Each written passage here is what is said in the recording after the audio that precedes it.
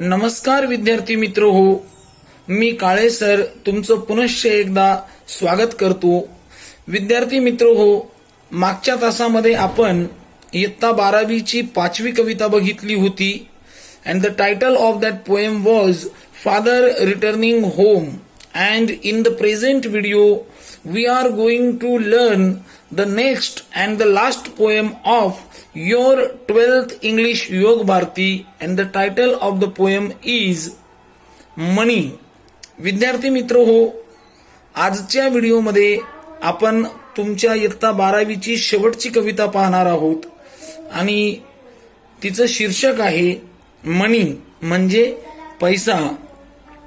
ही एक महत्वाची अशी कविता आहे की जिच्या माध्यमातून कवी आपल्याला पैसा असताना आणि पैसा नसताना त्याला काय अनुभव आला हे त्यांनी सांगितलेलं आहे. तर first of all I would like to give you a brief information about the poet. The poet of the poem is the poet of the poem is William H Davies. William H Davies यांनी ही कविता लिहिलेली आहे. William H Davies was a person who had experienced a life of wanderer, म्हणजे भटकंती करणारं आयुष्य त्यांनी अनुभवलेलं होतं. भटकंती करत त्यांनी जीवन जगलं होतं. अत्यंत गरिबीची परिस्थितीही त्यांनी बघितली होती. And he also saw the life of richness, and in both things what he finds he has expressed or he has described through this poem. श्रीमंतीमध्ये त्यांना काय अनुभव आला, गरिबीमध्ये त्यांना काय अनुभव आला आणि पैशांच्या बद्दल त्यांच्या मनात काय विचार आले, काय संकल्पना आली, ही त्यांनी या कवितेच्या माध्यमातून सांगितलेलं आहे. The poet was a person who first of all experienced everything and after it he described it through poems. आधी त्यांनी जीवनात त्या गोष्टी अनुभवल्या आणि नंतर काव्याच्या माध्यमातून त्यांनी त्या आपल्या सर्वांसमोर ठेवलेल्या आहेत. तर विद्यार्थी मित्र हो, पैसा लहान मुलाला सुद्धा जो सहज समजतो असा तो पैसा असतो. मात्र कवी या ठिकाणी फार मोठी गोष्ट सांगता आहे. पैशाची खरी वस्तुस्थिती काय आहे त्याच्याबद्दल कवी या ठिकाणी सांगतात. Now let's see what's the central theme of the poem. कवितेचा मुख्य विषय काय आहे हे मी तुम्हाला थोडक्यात सांगतो. This poem indicates the determination of a poet who wants to be poor, to seek eternal pleasure of life. Importance of money can be realized in poor economical condition only.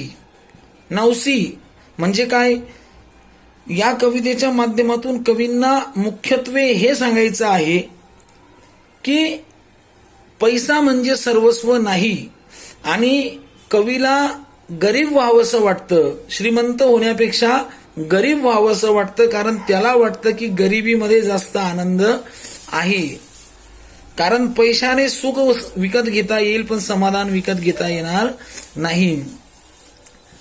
पैशाचं महत्व सुद्धा या कवितेच्या माध्यमातून कवी सांगत आहे. कवींच्या मते व्यक्ती जेव्हा गरीब असतो किंवा जेव्हा गरीब बनतो तेव्हाच त्याला खऱ्या अर्थाने पैशांचं महत्व कळत असतं. The another important theme of the poem is the friends rich by heart are better than the friends rich by money. कवितेच्या माध्यमातून कवी हे देखील अधोरेखित करतात, पैशाने श्रीमंत असलेल्या मित्रांपेक्षा मनाने श्रीमंत असलेले मित्र हे लाख मोलाचे आहे. ही सुद्धा एक महत्वाची आशय या कवितेचा आहे. पुढे materialistic pleasure vanishes in the flow of time but eternal pleasure remains as it is. म्हणजे काय, पैशांसोबत भौतिक सुख हे विकत घेता येऊ शकतील, मात्र आत्मिक सुख हे चिरकाल विकत घेता येऊ शकत नाही.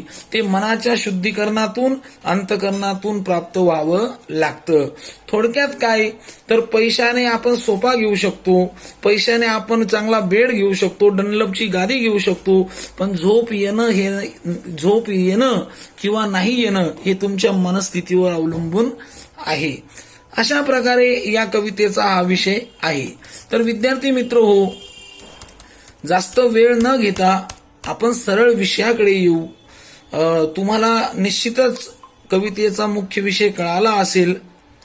आपण आता पहिल्या स्टांजाकडे बघू. अत्यंत छोटी आणि सोपी, वास्तविक फार काही वेगळी कविता नाही. बघा कवी काय म्हणतात. When I had money oh, I knew no joy till I went poor.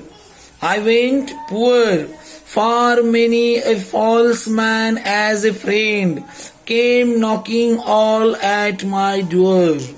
Now see, in the first stanza of the poem, the poet confesses that when his life was enriched with money, he was far away from the eternal joy and the happiness.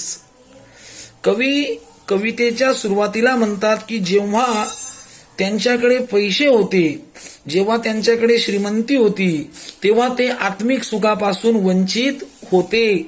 आत्मिक सुख काय असतं हे त्यांना तोपर्यंत कळालेलं नव्हतं. So poet wants to be a poor to receive the real pleasure of life. आणि म्हणून ते म्हणतात की मला हे तोपर्यंत कळालं नाही की जोपर्यंत मी श्रीमंत होतो, पण हे मला केव्हा कळालं, जेव्हा मी गरीब झालो तेव्हा. The next important thing in this stanza is expressed by the poet. What is that? He said that many a false friend came knocking at my door. म्हणजे जेव्हा माझ्याकडे पैसा होता, श्रीमंती होती, तेव्हा माझ्याकडे, माझ्या सोबत असे अनेक लोक होते की जे मला मित्र म्हणून संबोधायचे किंवा मित्र म्हणून माझ्याशी ते वागायचे. पण मी गरीब झाल्यानंतर मला कळालं की ते मतलब के हे सब संग साथी जब वक्त पड़ा तब कोई नहीं, मतलब के हे लोग सभी दुनिया में किसी का कोई नहीं. म्हणजे माझ्याकडे जोपर्यंत पैसा होता तोपर्यंत ते माझे मित्र म्हणून वागले, मात्र जेव्हा माझ्याकडे पैसा संपला तेव्हा ते मला मित्र म्हणून माझ्या जवळून ते निघून गेले. आणि ही गोष्ट मला मी गरीब झाल्यानंतर कळाली. म्हणजे काय, फक्त पैसा होता तोपर्यंत सर्व मित्र होते. असो, म्हणजेच काय, पैशासाठी त्यांची ती मैत्री होती. तर अशा प्रकारे या पहिल्याच स्टांजामध्ये कवीने आपल्याला सांगितलं की कशा प्रकारे खोटे मित्र हे केवळ पैशांसाठी कवीकडे आलेले होते. See the next stanza. Then felt I like a child that holds a trumpet that he must not blow because a man is dead. I dared not speak to let this world, false world, know. आता या स्टांजामध्ये कवी म्हणतात की माझी अवस्था श्रीमंतीमध्ये अशी होती. I was rich by money, but there were some restrictions in my life. Just like a child having trumpet, but he is not allowed to trumpet or blow it. एखादा लहान बालक जसा असतो आणि त्याच्या हातामध्ये तुतारी दिलेली असते, पण त्याला ते वाजवण्याचं स्वातंत्र्य नसतं. कारण एखाद्या व्यक्तीची तिथे एखादा व्यक्ती मृत झालेला असतो आणि अशा अवस्थेत तुतारी त्याला वाजवू दिली जात नाही. अशा प्रकारची अवस्था ज्या प्रकारे त्या बालकाची असते त्याच प्रकारची अवस्था माझी म्हणजे कवींची तो श्रीमंत असताना होती. आता याचा अर्थ फार मोठा आहे. याचा अर्थ काय आहे की poet was abounded with many restrictions and some problems. So poet compared his life with a boy having a strong desire to blow trumpet but due to circumstances मी मराठीत सांगितलं तेच. सांगायचं तात्पर्य, श्रीमंतीमध्ये काही बंधनं कवीला जाणवली, काही बंधनं कवीला जाणवली. उदाहरणार्थ, पैसा होता, आत्मिक सुख नव्हतं. त्याला वाटलं की असं असतं ना, एखादा व्यक्ती फार श्रीमंत असतो, समजा एखाद्याची साखरेची मिल असेल पण त्याला शुगर असेल, डॉक्टरांनी त्याला साखर किंवा गोड खायला बंधन घातलं असेल, म्हणजे श्रीमंती आहे पण आत्मिक सुख नाही. एखाद्याची तेलाची मिल असेल पण डॉक्टरांनी त्याला तेलकट खायला सांगितलेलं नसेल, म्हणजे काय, पैसा आहे पण आत्मिक सुख नाही. तर कवी याच आशयाने म्हणतो आहे की माझ्याकडे श्रीमंती होती पण मला बंधनं फार होते. अशाच प्रकारे कवीला हे म्हणायचं आहे. आणि सामान्य व्यक्ती असतो त्याला काही बंधनं नसतात. गरीब व्यक्ती असतो तो दिवसभर काम करतो, चटणी खातो, भाकर खातो आणि सायंकाळी सहज झोपून जातो. तर या कवितेमध्ये, या स्टांजामध्ये the poet describes that how he experienced some restrictions as a rich man. श्रीमंत व्यक्ती म्हणून त्याला कसे बंधनं होते हे कवीने या स्टांजाच्या माध्यमातून सांगण्याचा प्रयत्न केलेला आहे. दुसरी महत्वाची गोष्ट कवी काय म्हणतो, not speak to let this false world now no. कवी म्हणतो की श्रीमंतीच्या काय त्रुटी आहे, श्रीमंतीमध्ये काय रेस्ट्रिक्शन्स आहे, याच्याबद्दल दुसरं कोणी बोलणार नाही, पण मी हे बोलण्याचं धाडस करत आहे. मी हे तुम्हाला सांगत आहे, तुम्हाला म्हणजे आपल्याला वाचकांना कवी सांगत आहे. तर विद्यार्थी मित्र हो, richness is directly compared with happiness which remain untrue according to poet. Okay, now see the third stanza. पुढचा स्टांजा बघा, काय म्हणताय कवी. Much have I thought of life and seen how poor men's hearts are ever light, and how their wives do hum like bees about their work from morn till night.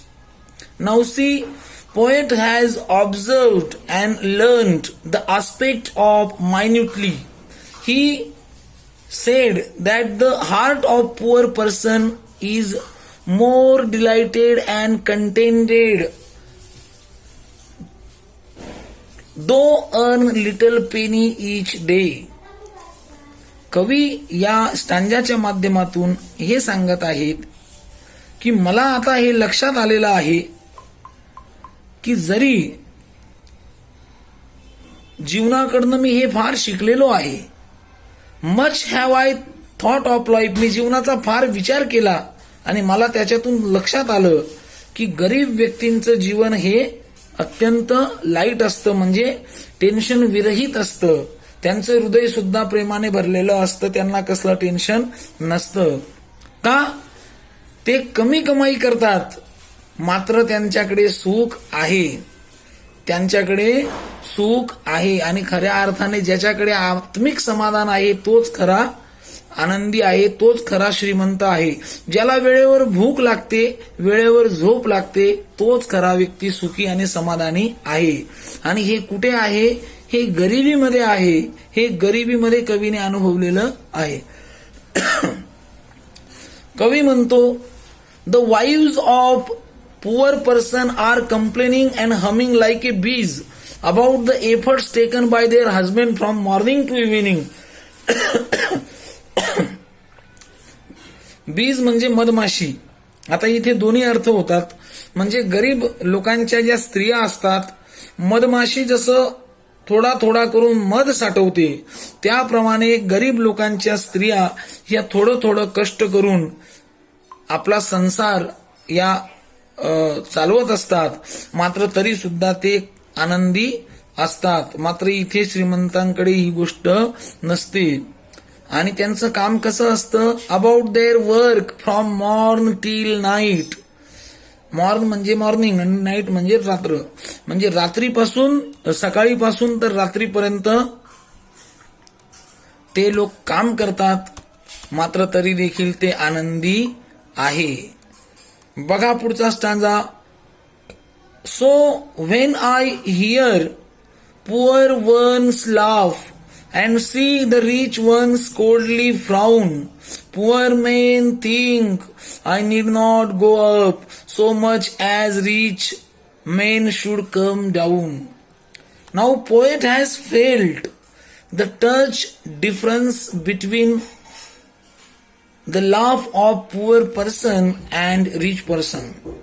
श्रीमंताचं हसू आणि गरिबाचं हसू या दोघांमध्ये काय फरक आहे हे कवीने या ठिकाणी सांगण्याचा प्रयत्न केलेला आहे. Poor person loves without any hesitation. गरीब व्यक्ती हा खळखळून हसतो, कोणत्याही प्रकारचा संकोच त्याच्यामध्ये नसतं.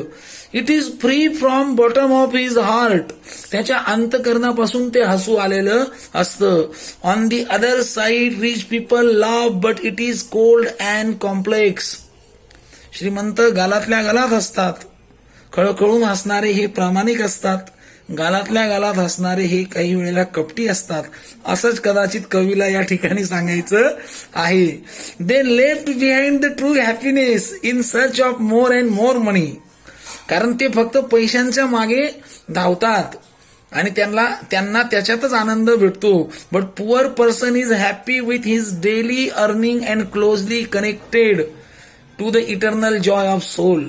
पण गरीब व्यक्ती हा त्याच्या कामामध्ये कामालाच राम समजतो आणि कामातच तो आनंदी असतो. आणि म्हणून the poet suggested that rich person wanted to go down to be in touch with eternal happiness of soul. म्हणून कशा प्रकारे गरीब व्यक्ती हा अधिक आनंदी आहे हे कवीने या ठिकाणी सांगण्याचा प्रयत्न केलेला आहे. बघा आता शेवटचा stanza. When I had money, oh, my many friends proved all untrue. But now I have no money, oh, my friends are real, though very few. Now see in the last stanza of the poem, the poet says that when I had money, माझ्याकडे जेव्हा पैसा होता तेव्हा माझ्याकडे जितकेही मित्र होते, abundant of friends of mine proved untrue. माझ्याकडे जितकेही मित्रांची गर्दी होती ती सर्व काय होती, काय ठरली, अनट्रू म्हणजे खोटे ठरले. ते मित्र माझे खरे होते असं मला वाटत नाही, ते खोटे ठरले. But now I have no money. पण आता माझ्याकडे पैसे नाही. My friends are real though very few. आता माझ्याकडे पैसे नाही, माझ्याकडे थोडेसेच मित्र आहे, पण ते कसे आहे, प्रामाणिक आहे, माझे ते खरे मित्र आहे. Now see in this stanza we see two way of expressing the poet's experience. First of all, he says that when he had money, he had lots of friends. But as soon as he becomes poor, those friends proved untrue. Now he hasn't money, but though he has very few friends, but they are true. पैसा जास्त होता, मित्र जास्त होते, पण खोटे होते. पैसा कमी आहे, नसल्यासारखाच आहे, मित्र कमी आहे, पण ते खरे आहे. सांगायचं तात्पर्य, पैसा पाहून त्यांनी मैत्री केलेली होती.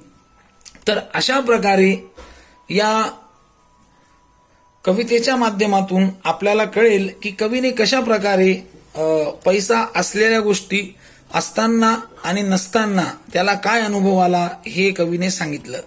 विद्यार्थी मित्र हो, कवी जरी या प्रकारे सांगत असतात तरी आपल्या धर्मशास्त्रामध्ये अर्थ म्हणजे 4 जे पुरुषार्थ आहे त्यापैकी अर्थ म्हणजे पैसा हा महत्वाचा पुरुषार्थ आहे. पैसा हा असला पाहिजे, कारण ज्याच्या जीवनात अर्थ आहे त्याच्या जीवनाला अर्थ आहे, आणि ज्याच्या जीवनात अर्थ नाही त्याच्या जीवनाला अर्थ नाही. पैसा हा असला पाहिजे, मात्र ते फक्त जीवन जगण्याचं एक साधन असलं पाहिजे. आपण त्याला साध्य बनवलं नाही पाहिजे. केवळ पैशाच्या आधारावर मैत्री ठेवणे, पैशाच्या आधारावर संबंध ठेवणे हे चुकीचं आहे. तसं केल्यास आपल्याला केवळ निराशा पदरी येईल आणि कदाचित आपल्या सभोवताली असलेला समुदाय हा देखील आपल्याकडे फक्त पैशामुळे आलेला असेल, असं कवीला या ठिकाणी म्हणायचं आहे. आता या कवितेचा जो मतितार्थ आहे किंवा स्टांजावाईज समरी आहे तो मी तुम्हाला व्यवस्थितरित्या सांगितलेलं आहे. आजच्या युगामध्ये वास्तविक पैशाला अनन्यसाधारण महत्व देणारे लोक आहेत. मी तुम्हाला याच्यापूर्वी कदाचित सांगितलं असेल, व्यक्तीचे नाव बदलतो पैसा. पैसा तेरे 3 नाम, परशा, परशु, परशुराम. एखादा गरीब असेल, लोक त्याला एकेरी भाषेत परशा म्हणतात. थोडेफार पैसे आले तर त्याला परशु म्हणतात. आणि तोच जर गडगंज श्रीमंत झाला तर लोक त्याला म्हणतात परशुराम सेठ, या जेवायला. म्हणजे काय? पैसा तेरे 3 नाम, परशा, परशु, परशुराम. पण याद रख सिकंदर के हौसले तो आली थे, जब गया था दुनिया से दोनों हात खाली थे. कितीही संपत्ती कमवा, काहीही मिळवा, शेवटी मात्र काही येत नाही. म्हणून पैसा हा वापरायचा असतो आणि माणसं हे कमवायची असतात. मात्र आपण नेमकं उलटं करतो, माणसं वापरतो आणि पैसा कमवतो, आणि म्हणून आपल्याला खरं सुख भेटत नाही. तर अशा प्रकारे आपण पैसा जीवनासाठी महत्वाचा आहेच, मात्र केवळ पैसा सर्वस्व नाही, हे कवीने या कवितेच्या माध्यमातून सांगितलेलं आहे. So, dear friends, I can conclude my lecture by highlighting you the moral or the message of the poem. See the first message, money can't give you eternal happiness. पैसा तुम्हाला आत्मिक समाधान आणि चिरकाल समाधान देऊ शकत नाही. म्हणजे काय? समजा तुम्ही दिसायला खूप सुंदर आहात, एखाद्या दिवशी तुमचा अपघात झाला आणि तुमचा एक डोळा निकामी झाला आणि तुमच्याकडे खूप पैसे आहे. तुम्ही चांगल्या डॉक्टरकडे गेले, त्यांनी तुम्हाला वेगळा डोळा देखील बसवून दिला. But you will not feel as relax as you felt earlier. परमेश्वराने जो तुम्हाला नैसर्गिक डोळा दिला होता त्याचा सारखाच आनंद किंवा त्याच्या सारखाच सर्व फिलिंग तुम्हाला येणार नाही. म्हणजेच काय? Money can't give you eternal happiness. See the next message of the poem. Poor laugh freely with their little earning and few friends. आर्थिक अर्थार्जन कमी आहे, मात्र गरीब लोक आनंदाने हसतात. म्हणजेच काय? खऱ्या अर्थाने ज्यांच्याकडे मित्र चांगले खरे आहे, खऱ्या अर्थाने जे कष्ट करतात, खऱ्या अर्थाने ज्यांना झोप लागते, तेच लोक खरे श्रीमंत आहेत. In richness a lot of friends of poet remain false and untrue, but in poverty friends were few but true. म्हणजे काय? असे मित्र प्रतिष्ठा, तुमचं पद किंवा तुमच्याकडे असलेल्या पैशांच्या आधारावर तुमच्याशी मैत्री किंवा संबंध ठेवतील. उलट असे मित्र जोडा की जे तुम्हाला तुमच्या गरिबीमध्येही स्वीकारतील आणि तुमच्या दारिद्र्यातही स्वीकारतील. या संदर्भात सर्वात मोठं उदाहरण भगवान श्रीकृष्णाचं आणि सुदामाचं देता येईल. सुदाम महाराज आणि भगवान श्रीकृष्ण हे बालपणीचे मित्र होते. मात्र जेव्हा आपला एक मित्र म्हणजे सुदामदेव जेव्हा दारिद्र्यातून जात होते तेव्हा त्यांना फार यातना झाल्या आणि श्रीकृष्ण हे राजे होते. तिथे यांना जाऊशी वाटलं नाही की मी गरीब आहे, मी दरिद्री आहे, इतक्या मोठ्या राजाला कसं भेटायला जाऊ. मात्र ते त्यांना भेटायला गेले आणि म्हणतात ना त्या एका गीतातून, अरे द्वार पालो कन्हैया से कह दो कि दर पे सुदामा गरीब आ गया है. श्रीमंत मित्र होता, मात्र धावत धावत श्रीकृष्ण आले आणि सुदामाला आलिंगन दिलं आणि सुदामाचे पोहे गोड करून घेतले. आणि परतीच्या प्रवासामध्ये सुदाम महाराज जेव्हा घरी आले तेव्हा त्यांची संबंध नगरी ही सोन्याची झालेली होती. सांगायचे तात्पर्य, असे मित्र ठेवा की जे तुम्हाला तुमच्या गरिबीतही ओळखतील आणि त्यांच्या श्रीमंतीतही ओळखतील. आणि पैसा हे जीवनाचं सर्वस्व नाही. पैशापेक्षा संबंध मोठे असतात, पैशापेक्षा माणूस मोठा असतो. म्हणून केवळ पैशाच्या मागे न लागता आपण चांगले मित्र जोडले पाहिजे, सत्कर्म केलं पाहिजे आणि चांगली संगती केली पाहिजे, असा साधा, सरळ आणि सोपा अर्थ या कवितेचा आहे. विद्यार्थी मित्र हो, अशा प्रकारे मी इयत्ता 12वीचा पहिला युनिट प्रोज सेक्शन त्याच्यामधले सर्व प्रोज तुम्हाला आतापर्यंत शिकवले आणि आज ही कविता संपवल्यानंतर सेकंड युनिट मधील जितक्याही कविता होत्या त्या सर्व मी तुम्हाला आजपर्यंत शिकवलेल्या आहे. म्हणजे जवळपास 70% सिलेबस मी तुमचा केवळ ऑनलाईनच्या माध्यमातून पूर्ण करून दिलेला आहे. राहिलेला सिलेबस देखील आपण अशा पद्धतीने करू. तुम्ही हे व्हिडिओ बघत राहा, अभ्यास करत राहा. परीक्षा होईलच आणि 99% परीक्षा ही ऑफलाईनच होईल, म्हणून त्यावेळेला तुमचा गोंधळ उडू नये म्हणून मी हा प्रामाणिक प्रयत्न करून तुम्हाला व्हिडिओ पाठवत आहे. पण तुम्ही अभ्यास केला, तुम्ही हे व्हिडिओ बघितले तरच त्याला अर्थ आहे, अन्यथा त्याला काही अर्थ उरणार नाही. तर पोएट्री सेक्शन, प्रोज सेक्शन हे आपले संपलेले आहे. 2 पोएम्स बाकी आहे, पण ते बोर्डाने कोरोनाच्या पार्श्वभूमीवर अभ्यासक्रमातून वगळलेले आहे, म्हणून कवितेचा सेक्शन सुद्धा आपला संपलेला आहे. पुढच्या लेक्चरमध्ये जो आपला पुढचा सेक्शन आहे तो आपण शिकूया आणि लवकरच तुमची भेट घेतो. तोपर्यंत तुमची सर्वांची रजा घेतो. धन्यवाद.